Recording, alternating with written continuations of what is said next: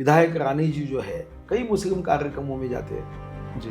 वो कई कार्यक्रमों में उनके कई मित्र मुस्लिम हैं, इसलिए उनके मन में ये भाव कभी नहीं आ सकता है। कभी कभी जब हम कोई शब्द व्यक्त करते हैं तो उस शब्दों को ऐसा घुमा फिरा के टीवी चैनल से पहुंचाया जाता है। जब हमारी नवरात्रि का पर्व शुरू हो जाएगा उस पर्व में सीट शेयरिंग भी घोषित हो जाएगा। कोई संघ की ओर से स्टेटमेंट नहीं है। एक संघ के नाम से एक न्यूज़पेपर है ऐसा कहा जाता, वो संघ का नहीं है, वो एक तटस्थ न्यूज़पेपर है पांचजन्य जी। वो पांचजन्य में किसी व्यक्ति ने एक आर्टिकल लिखा। अगर संघ का ऐसा कहीं कुछ कहना रहता तो आपको क्या लगता कि अजीत दादा वो हम लेते थे क्या? तो जल से बुझाना होता है जी। हम बस ये झूठे नरेटिव को हम सत्य के जल से इन्होंने लगाई हुई समाज में लगाई हुई आग को हम बुझाएंगे। ये जनता का पैसा है। तुम जब वीडियोकॉन को 3,000 करोड़ की जमीन 30 करोड़ में देते हो जी। तब आपको वो तिजोरी सरकार याद नहीं आती। जी। गरीबों के पैसे देने के बाद तुमको एकदम पैसे याद आते हैं। नमस्कार दोस्तों, आप देख रहे हैं लोकमत हिंदी और मेरा नाम है सुन कनौजिया। महाराष्ट्र में आने वाले दिनों में विधानसभा के चुनाव होने हैं और इस चुनाव को लेकर सत्ताधारी महायुति में जो सीट शेयरिंग का फॉर्मूला है उसको लेकर चर्चाएं चल रही हैं और महायुति किस तरह से चुनाव के मैदान में जाएगी इसको लेकर आज हमारे साथ स्टूडियो में एक खास मेहमान है। हमारे साथ हैं भारतीय जनता पार्टी के नेता और महाराष्ट्र की सरकार में फॉरेस्ट मिनिस्टर सुधीर मुनगंटीवार जी 2010 के आसपास महाराष्ट्र के प्रदेश अध्यक्ष भी रहे और इनका कार्यकाल भी काफ़ी अच्छा रहा और उस वक्त महाराष्ट्र में भारतीय जनता पार्टी में एक नई ऊर्जा भी हमें देखने मिली थी और जो मुझे लग रहा है कि आज भी ये ऊर्जा देखने मिल रही है। सर, इस वक्त महाराष्ट्र में इलेक्शंस होने वाले हैं लेकिन सबसे पहले लोगों के अंदर ये सवाल है कि आखिर जो सीट शेयरिंग है उसका फॉर्मूला कब तय किया जाएगा, कब लोगों को ये पता चलेगा कि महाराष्ट्र में जो महायुति की सरकार है उसमें बीजेपी, एकनाथ शिंदे की शिवसेना और अजित पवार की एनसीपी जो है वो कितनी सीटों पर चुनाव लड़ेगी? नहीं देखो, ऐसा है कितनी सीटों पे चुनाव लड़ेगी ये तो पत्रकार परिषद लेकर हम बताते हैं। इंटरव्यू में कोई नेताओं ने इस विषय पे बात करने का कोई औचित्य नहीं है जी। मगर एक बात पक्की है कि हमारा जो सीट शेयरिंग हो रहा है बड़े आसानी से हो रहा है, बड़े प्रेम भावना से, बड़े सुंदर वातावरण में हो रहा है। और आपने जो पूछा ये कब तक डिक्लेयर हो जाएगा, तो करीब करीब आप ये समझ लो कि 3 तारीख को जब हमारी नवरात्रि का पर्व शुरू हो जाएगा उस पर्व में सीट शेयरिंग भी घोषित हो जाएगा और बहुत सारी टिकटें भी ये उस आसपास में नवरात्रि के पर्व में घोषित होना शुरू हो जाएगी। सर, ये कहा जा रहा है कि अजित पवार की पार्टी काफ़ी नाराज़ है। अभी अमित शाह जी अब आए थे कुछ दिनों पहले महाराष्ट्र के दौरे पर, तो उस वक्त ये कहा गया था कि कोई फार्मूला सुझाया गया है। 160 सीट्स बीजेपी लड़ेगी, 80 सीटों पर एकनाथ शिंदे की शिवसेना लगेगी और 40 सीटों पर अजित पवार की एनसीपी लड़ेगी। तो कुछ ऐसी बातों पर चर्चा हुई है? देखो, मैं आपको एक बात बताता, ऐसी कोई बातों पे चर्चा नहीं हुई मगर साधारण रूप से अजित दादा के विधायकों को अपनी ओर आकर्षित करने की कोशिश आदरणीय शरद पवार जी के गुट ने की थी। जी। बहुत बार कहा। हमारे नज़दीक के मित्र है, निकट के मित्र है जयंत पाटिल जी बार बार कहते थे कि अजित दादा को छोड़कर उनके विधायक आएंगे जी। मगर उल्टा हो गया। जब विधान परिषद के चुनाव हुए तब उनके विधायक हमको, हमारे वोट्स बढ़ गए जी। यानी कांग्रेस के लोगों ने वोट हमको दिया जी। और कुछ शिवसेना उद्धव जी के विधायकों ने वोट दिया और आदरणीय शरद पवार जी के विधायकों ने वोट दिया। फिर उन्होंने ये नई शुरुआत की कि जब उनको ध्यान में आया कि ऐसा कुछ हो नहीं रहा है तो अजित दादा के राष्ट्रवादी में थोड़ी हलचल होनी चाहिए। इसलिए ये एक नया उनका षड्यंत्र का भाग होता है कि अब अजित दादा पे भारतीय जनता पार्टी के कार्यकर्ता नाराज है या संघ नाराज है। ये जो बातें है ना, संघ तो कभी इस पे दखल ही नहीं देता है। लेकिन सर, संघ की तरफ से स्टेटमेंट भी आए हुए हैं कि अजित पवार की वजह से लोकसभा चुनाव में बीजेपी को नुकसान हुआ है। कोई संघ की ओर से स्टेटमेंट नहीं है। एक संघ के नाम से एक न्यूज़पेपर है ऐसा कहा जाता, वो संघ का नहीं है। वो एक तटस्थ न्यूज़पेपर है पांचजन्य। जी वो पांचजन्य में किसी व्यक्ति ने एक आर्टिकल लिखा, जी जैसे लोकमत में अगर मैंने कोई आर्टिकल लिखा जी तो कोई लोकमत भारतीय जनता पार्टी का नहीं हो जाएगा, जी या मेरा मत लोकमत का मत नहीं हो जाएगा, जी या पांचजन्य में किसी व्यक्ति ने एक आर्टिकल लिखा तो वो सारे संघ सेवकों का मत नहीं हो जाता है। जी मगर जैसा मैंने कहा कि वो नैरेटिव सेट किया जाता है, मगर पांचजन्य में आर्टिकल आया, वो किसी जी व्यक्ति का था, व्यक्ति विशेष का था, कोई जी संघ का वो आर्टिकल था नहीं। जी अगर संघ का ऐसा कहीं कुछ कहना रहता तो आपको क्या लगता कि अजित दादा को हम लेते थे क्या? संघ का अ, लेते समय ही संघ का समर्थन है कि हमारी पार्टी का विस्तार होना चाहिए। जी हम सत्ता के लिए काम नहीं करते, सत्य के विजय के लिए काम करते हैं, सत्ता के विजय के लिए काम नहीं करते। ये भाव से प्रेरित होके जी महाराष्ट्र में हमारी संख्या बढ़े।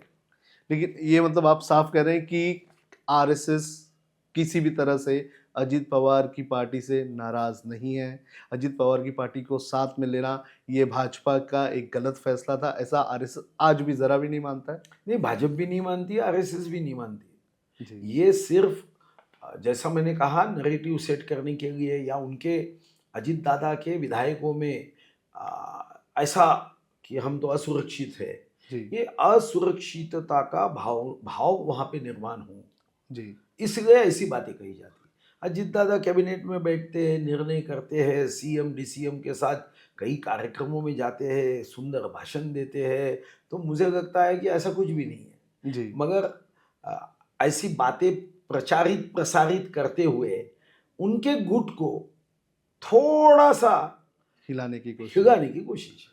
जी सर, आपने नैरेटिव की बात की। 2024 का ये जो विधानसभा का लोकसभा का चुनाव हुआ, इसमें आप लोगों की तरफ से कहा गया कि एक नैरेटिव सेट किया गया था महाविकास आघाड़ी और इंडी अलायंस की तरफ से कि बीजेपी अगर सत्ता में 400 पार के साथ आ जाती है तो कॉन्स्टिट्यूशन बदल देगी। तो उसके बाद जब चुनाव के नतीजे आए और फडणवीस जी की प्रेस कॉन्फ्रेंस हुई तो उन्होंने कहा है कि ये जो नैरेटिव बनाया गया है, एक झूठा नैरेटिव बनाया गया है, इस नैरेटिव को तोड़ने की ज़रूरत है। तो इसको किस तरह से तोड़ा जा रहा है? क्या बीजेपी इसमें अब कामयाबी हासिल करती हुई नज़र आ रही है? देखो, आग को अगर बुझाना है तो जल से बुझाना होता है। जी हम बस ये झूठे नैरेटिव को हम सत्य के जल से, इन्होंने लगाई हुई समाज में लगाई हुई आग को हम बुझाएंगे। जी तो इसलिए इन्होंने जो झूठ की आग लगाई है उसको सच्चाई के जल से बुझाने का काम ये भारतीय जनता पार्टी की ओर से हो रहा है। आपने देखा अभी कई होता है, अभी जैसे कल ही जी एक स्कूल है चंद्रपुर के गुग्गुस में, जी एसीसी सीमेंट के बच्चे पढ़ते हैं। जी अब वो स्कूल को वो एसीसी सीमेंट से फंडिंग किया जाता है। जी अब इतना ही था, एसीसी बदल गई, अदानी ने एसीसी ले गई तो उन्होंने उतना चेंज किया, तो कितना गजब कर दिया। सोयाबीन के भाव बढ़ना चाहिए, किसानों को न्याय देना है, जी तो इसलिए तेल की इंपोर्ट ड्यूटी बढ़ाई गई जी किसानों के लिए। जी अब कांग्रेस वालों ने शुरू कर दिया। जी बीच में हमारे विरोधी पक्ष नेता, इन्होंने वह बूटी बोरी की एक इंडस्ट्री कहीं गुजरात में नहीं की, जी उन्होंने शुरू कर दिया गुजरात गई, ट्वीट किया गुजरात गई। जी बाद में वो उसका ओनर आके कहा, यार क्या कर रहे हैं, मेरी इंडस्ट्री है, मेरी यहीं बन रही है, और जी। आप क्यों गुजरात जबरदस्ती भेजना चाहते हो, क्यों लेके जाना चाहते हो? जी तो कांग्रेस ऐसी नैरेटिव सेट करती है, इस पे चिंता बहुत की है पार्टी ने, और आगे इनके इस झूठे रूप को, मायावी रूप को जी अच्छाई से जवाब देना होगा। सर, जब आप कह रहे हैं कि फैक्ट्रीज गुजरात जा रही है, ऐसा झूठा नैरेटिव कांग्रेस की तरफ से और महाविकास आघाड़ी की तरफ से बनाया जा रहा है, लेकिन सर आज ही एक खबर आई है चाकन से। चाकन में जो महिंद्रा का प्लांट लगने वाला था, अब महिंद्रा का वो प्लांट जो है वो गुजरात जा रहा है। आज थोड़ी ही देर पहले वो खबर आई हुई है। नहीं देखो, खबर तो इसके पहले भी ऐसी दी, फिर ये इतने बुद्धिमान है कि विधानसभा में इस पे चर्चा नहीं करते, क्योंकि विधानसभा में उत्तर सुनना पड़ता है, जी कागज दिखाना होता है, ये बाहर जी ही करते हैं। जी तो इसलिए ऐसे खबरों पे मेरी आपसे अपील है कि बिल्कुल विश्वास मत रखिए। आपके पास कोई कागज है तो कागज दिखाइए, जी नहीं तो यहाँ पे बचपन में हमने कभी अपने बाग भारती में कहानी पढ़ी थी कि पेड़ का पत्ता गिरता है और जी वो छोटा जानवर जो है वो आसमान का टुकड़ा गिरा करके पूरे गांव भर घूमता है। जी ऐसे छोटे छोटे जो वो कहानी के प्राणियों के बच्चे थे, अब जी ऐसे कुछ इंसान हो गए कि वो टुकड़े को गिरे बराबर वो पेड़ का पत्ता होता है या आसमान गिरा, जी ऐसे नैरेटिव सेट करने में लग जाते हैं। जी सर, आप लोगों ने इस इलेक्शन के चुनाव के जो नतीजे आए लोकसभा के, उसके बाद लाड़की बहन योजना लाया, काफ़ी ज़्यादा इसके बारे में चर्चा हो रही है और महिलाओं को भी पैसे बड़े पैमाने पर मिल रहे हैं। लेकिन जब नागपुर में उद्धव ठाकरे कल कल थे, तब उन्होंने ये कहा कि पैसे कहाँ से आएंगे, पैसे लाना एक बहुत बड़ा सवाल है। और नितिन गडकरी जी का भी एक बयान आया है कि कुछ सरकार की तरफ से जो बेनिफिट मिलना चाहिए था वो 403 करोड़ का नहीं मिला। अब वो पैसे जो है वो डाइवर्ट हो जाते हैं इस तरह की योजना योजना के लिए। तो क्या सरकार के पास पैसे हैं लाड़की बहनों को पैसे देने के लिए? और दूसरा ये कि उद्धव ठाकरे का ये कहना है कि 50 जो विधायक जो गए थे एक नाथ शिंदे के साथ, उनको 50 करोड़ रुपए दिए गए, खोखे वाली बात कही गई। एमएलएस को 50 खोखे दिए जाते हैं और जो लाडली बहन है उनको 1500 रुपए दिए जाते नहीं, देखो ऐसी झूठी बातें जिस पे आपके पास कोई आधार नहीं। अगर वो यही बात एक नाथ शिंदे जी के लोग कहते हैं आपके बारे में, हैं। जी उद्धव जी के बारे में, तब तो आप खंडन क्यों करते हो? जी ऐसा है, ऐसी बेमतलब बेतुकी बातें करके राजनीति का स्तर नीचे करना, ये अभी एक उद्धव जी की आदत बन गई है। जी ऐसा मजाक में कह देना 50 करोड़ दे दिए। 50 करोड़ का मायने क्या होता है भैया? और आप आपके ही पार्टी के जो विधायक है, जो विधायक आपको टाटा करते हैं, बाय बाय करते हैं, तो आपका विचार इतना कमज़ोर है? जो 20-20, 25-25 साल आपके पार्टी में रहे, स्वर्गीय हिंदुहृदय सम्राट बाला साहब ठाकरे जी के साथ, जिनको हम राजनीति का परिस मानते हैं, तो आप बाला साहब के विचारों का अवमान करते हैं कि उनके विचारों के लोग बिकाऊ हैं। तो जी ये तो मुझे लगता है कि सरासर विधायकों का भी अपमान है और विशेष रूप से शिवसेना के विचार का भी अपमान है जो स्वर्गीय हिंदुहृदय सम्राट बाला साहब ठाकरे ने दिया है। दूसरी बात, लाड़की बहन योजना में आक्षेप लेते हैं कांग्रेस वाले, जी तो कुछ बड़े स्पष्ट रूप से कह रहे हैं कि हम आने के बाद ये जी बंद कर देंगे। मैं आपको बताऊं, कोई पार्टी का बाप नहीं बंद कर सकता। ये जी जनता का पैसा है, जी ये जनता का पैसा है। तुम जब वीडियोकॉन को 3,000 करोड़ की जमीन 30 करोड़ में देते हो, जी तब आपको वो तिजोरी सरकार याद नहीं आती? जी गरीबों के पैसे देने के बाद तुमको एकदम पैसे याद आती है? जी मुझे बताओ, मैंने ही दिया था। जी जब हमने 7 पे कमीशन दिया, जी तो 17 लाख कर्मचारियों को हमने 44,000 करोड़ रुपए जी हमने 7 पे में दिए। हम्म, देना ही चाहिए, काम हम्म, करते हैं तो जी आप 2.5 करोड़ महिलाओं के लिए आपको 46,000 करोड़ अगर दिए तो तिजोरी खाली हो गई। जी और तब नहीं हुई तिजोरी खाली। जी और आप जब कह रहे थे कि खटाखट हम 8,500 रुपये देंगे, जी गटागट 55 वर्ष देश का पैसा गटागट खा लिया आपने, जी और खटाखट 8,500 रुपये देने को निकले थे, तब आपको फिर देश के पास पैसा है ये प्रश्न नहीं आया। जी आज आपको प्रश्न आता है। वो हमारे राष्ट्रीय अध्यक्ष कांग्रेस के आते बोले हमारे बहनों ने अपना 1,500 रुपये में स्वाभिमान नहीं बेचना चाहिए। जी तुम क्या महिलाओं का अपमान करने के लिए जन्म हुआ आपका? जी 1,500 रुपये में, अरे उनके हक के पैसे है भाई। जी तुमने यूनियन कार्बाइड के लोगों को भगा दिया, तुमने देश का स्वाभिमान बेचने की कोशिश की, और तुम हमारे बहनों को बोलते हैं कि स्वाभिमान नहीं बेचना।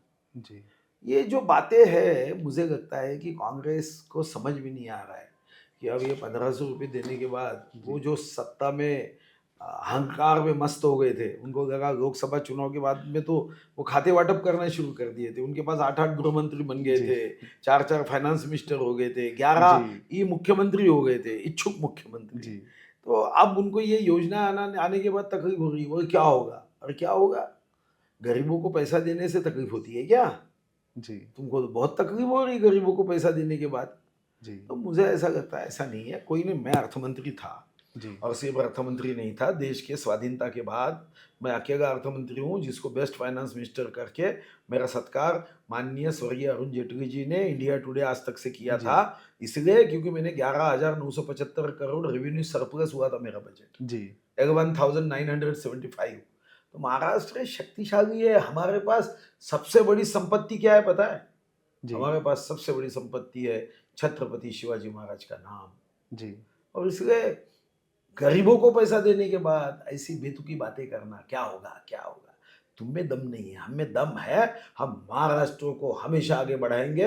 मैंने जो राज्य गीत का चयन किया, दिल्लीचे ही तख्त राखतो महाराष्ट्र माझा, तो कहाँ से बात आई? ये जी कांग्रेसियों ने बंद करना चाहिए कि हम योजना बंद करेंगे, योजना बंद करेंगे। तुम योजना बंद नहीं कर सकते भैया, अब ये चलते रहेगी। जी सर, जैसे कि आपने कहा कि छत्रपति शिवाजी महाराज के बारे में बात की, तो ऐसे में कल कल ही की मैं बात कर रहा हूँ, उद्धव ठाकरे ने कहा कि छत्रपति शिवाजी महाराज का नाम सिर्फ वोट के लिए भारतीय जनता पार्टी यूज करती है। जिस तरह से जो कोंकण में छत्रपति शिवाजी महाराज का जो पुतला गिर गया था, तो उसको लेकर लगातार भारतीय जनता पार्टी पर हमला किया जा रहा है। देखो, वो 2 वर्ष 8 महीने थे, क्या किया भाई? हमने तो अफजल खान के अतिक्रमण को हटाया। महाविकास आघाड़ी ने तो अफजल खान को ही हमारा उदात्तीकरण करने वाला हमारा आदर्श पुरुष तो था नहीं। जी वो तो आक्रमणकारी था, आक्रांता था। जी उन्होंने हमारे माँ बहनों पे बलात्कार किया, हमारे किसानों को कोड़े से मारा। वो तो दुष्ट था, लुच्चा लफंगा था। आपने क्या किया? अफजल खान के कब्र के अतिक्रमण को नियमानुकूल करने के लिए 5 मई 2008 को महाविकास आघाड़ी ने निर्णय किया। तुमको अधिकार तो भी है छत्रपति शिवाजी महाराज का नाम लेने का, अफजल खान की बाजू लेने वाले को। 1988 में सांस्कृतिक मैदान में स्वर्गीय हिंदू हृदय सम्राट बाला साहब ठाकरे जी ने यह औरंगाबाद का नाम बदल के हम छत्रपति संभाजी नगर का नाम देना चाहते हैं। तुमने क्या किया? जी तुमने नाम नहीं देने दिया। जी स्वर्गीय हिंदू हृदय सम्राट बाला साहब ठाकरे ने बोलने के बाद वो तो अभी एकनाथ शिंदे जी ने नाम दिया। 17 सितंबर पिछले साल हम जाके हमने वहां पे नामकरण किया। तुमने जी तो अटका दिया था। जी तुमने तो हाईकोर्ट सुप्रीम कोर्ट में जो हिसाब से वहां का नगर सेवक गया था, आपने सरकार की ओर से क्या एफिडेविट दिए कि हमको पता नहीं है? जी हम आगरा के लाल किले में जाके हमने आगरा के दरबार में जहां पे छत्रपति शिवाजी महाराज का अवमान ये 12 मई 1667 में वो बदमाश औरंगिया ने किया था, वहां जय भवानी जय शिवाजी का जयघोष देके माननीय एकनाथ शिंदे जी के नेतृत्व में, माननीय देवेंद्र जी के नेतृत्व में, अजित दादा के नेतृत्व में छत्रपति शिवाजी महाराज की जयंती वहां मनाते हैं। तो ये छत्रपति पे हमारा प्रेम नहीं है? रायगढ़ पे इसके बाद हर वर्ष राज्याभिषेक सरकार के माध्यम से होगा। ये हमारा पहला मंत्रालय है जिस मंत्रालय में हमने वहां पे public addressing system 3 minute Chhatrapati का विचार बताया जाता था। जी देश में हमने पहला प्रयोग किया, छत्रपति शिवाजी महाराज के नाम में ऊर्जा है, जय भवानी जय शिवाजी कहते हैं तो बेहोश आदमी भी होश में आ जाता है। जी। हमने ब्रेल लिपि में छत्रपति शिवाजी महाराज की जीवनी का किताब निकाला, जी 50 काम की है। एक दुखदायक घटना हो गई, जी आप उसके आधार पे आप सत्ता का सपना देखते हो? आपने क्या किया छत्रपति शिवाजी महाराज के लिए? आप तो बताइए ना। जी कांग्रेस ने तो 2007 में अफजल खान का पेट फाड़ते हुए छत्रपति का जो चित्र है उसका कैलेंडर विवेक कवठेकर नाम के एक व्यक्ति ने बनाया और नीचे लिखा दहशतवाद असाच संपावा लागतो। तुमने 7 दिन जेल में डाला। अफजल खान रिश्ते में क्या लगता है तुम्हारा? जी तुम अफजल खान की बाजू लेते हो, तुम औरंगजेब की बाजू लेते हो। छत्रपति हमारी आराध्य देवता है, वो हमारे लिए भगवान से कम नहीं है। और छत्रपति के लिए तुमने अफजल खान के अतिक्रमण को नियमानुकूल किया। तुमको अधिकार क्या है छत्रपति का नाम लेने का? ये सब सत्तांध लोग हैं, ये सत्ता के भूखे लोग हैं। इनके लिए सत्ता दुनिया के लिए, इनके लिए प्राण है। दुनिया की कोई चीज इनके लिए महत्वपूर्ण नहीं है। सत्ता के लिए कुछ भी कर दे। आज छत्रपति शिवाजी महाराज के एक दुर्दैवी घटना की राजनीति करने में इन्होंने कसर नहीं रखी। जी सर, जिस तरह से कहा जाता है कि आप कह रहे हैं कि सब कुछ सही चल रहा है महायुति में, तीनों पार्टी के नेता आराम से बात कर रहे हैं, सब चीज़ें हो रही हैं, लेकिन एक चीज़ को लेकर अजित पवार ने अपनी नाराज़गी कुछ दिनों पहले उस मंच से जाहिर की थी जिसमें देवेंद्र फडणवीस जी और एकनाथ शिंदे दोनों मौजूद थे, और ये नाराज़गी थी नीतीश राणे के बयानों को लेकर। नीतीश राणे मस्जिदों में घुसकर मारेंगे, इस तरह की बात करते हैं। अभी कल ही उन्होंने 15 मिनट वाले कहाँ गए, ये सारी बातें कही। तो उनके इस बयान से महायुति में अजित पवार की पार्टी कहीं अनकंफर्टेबल नहीं हो रही है? आपको लगता है कि क्या महाराष्ट्र जैसे राज्य में जो एक तरह से जो इस सारी चीज़ों को एक्सेप्ट नहीं करता है, वहाँ पर इन सारी चीज़ों को लगाम लगाने की ज़रूरत है आपकी भी पार्टी की तरफ से? नहीं, देखो, कोई भी पार्टी का कोई भी कार्यकर्ता हो, महायुति पे कोई ऐसा नकारात्मक परिणाम हो, ऐसा वक्तव्य होना नहीं चाहिए, चाहे सुधीर मुनगंटीवार हो या देवेंद्र जी हो जी, या कोई भी कार्यकर्ता हो। हमें संयमित शब्दों का उपयोग करना ही चाहिए। जी, दूसरी बात, जाति जातियों में, धर्म धर्म में हम ऐसे कोई शब्दों का इस्तेमाल नहीं करना चाहिए जिसमें हमारे मन में कोई कारण नहीं है। कभी कभी हम कहते समय उत्साह में कोई बात कह देते हैं, जी, हमारे मन में भी वो भाव नहीं होता। मैं भी जी, आपको विश्वास से कह सकता हूँ कि विधायक रानी जी जो है, कई मुस्लिम कार्यक्रमों में जाते हैं।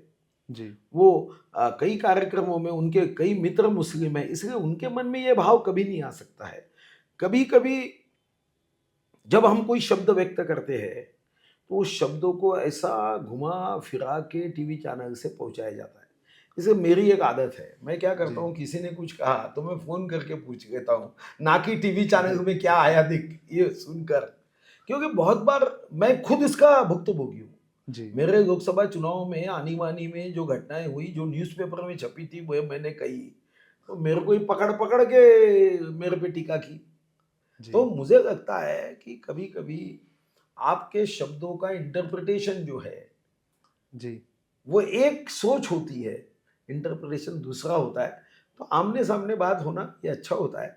और देवेंद्र जी हमारे बहुत अच्छे नेता हैं, उन्होंने वो सुनने के बाद उनसे बात भी की। जी, रानी जी से भी बात की। रानी जी ने उनके इस विषय के बारे में अपना स्पष्टता भी दी है। तो मुझे लगता है कि अभी ये प्रश्न उपस्थित नहीं होता। जी, हिंदू, मुस्लिम, सिख, ईसाई हम सब है भाई-भाई, झगड़ा लगाते आई कांग्रेस आई। जी, उसका कारण ही काम ही है झगड़ा लगाना। जी। धन्यवाद सर, लेकिन एक आखिरी सवाल मेरा ये कि सब कुछ महायुति में आने वाले दिनों में सही रहेगा? ये आप स्पष्ट कर दीजिए। देखो, एक बात सही रखना ही चाहिए। भैया, हम चुनाव लड़ रहे हैं, वो कोई मुख्यमंत्री बने, कोई उप मुख्यमंत्री बने इसलिए नहीं। हम जी, चुनाव लड़ रहे हैं महाराष्ट्र की प्रगति के लिए। $1 ट्रिलियन इकोनॉमी हो, जी, हमारा महाराष्ट्र सुख और समृद्ध से भरा हुआ हो। इस महाराष्ट्र में आनंदी आनंद गढ़े, ये जो गीत गाया जाता है, जी, सब खुश हो, कोई जात का हो, धर्म का हो।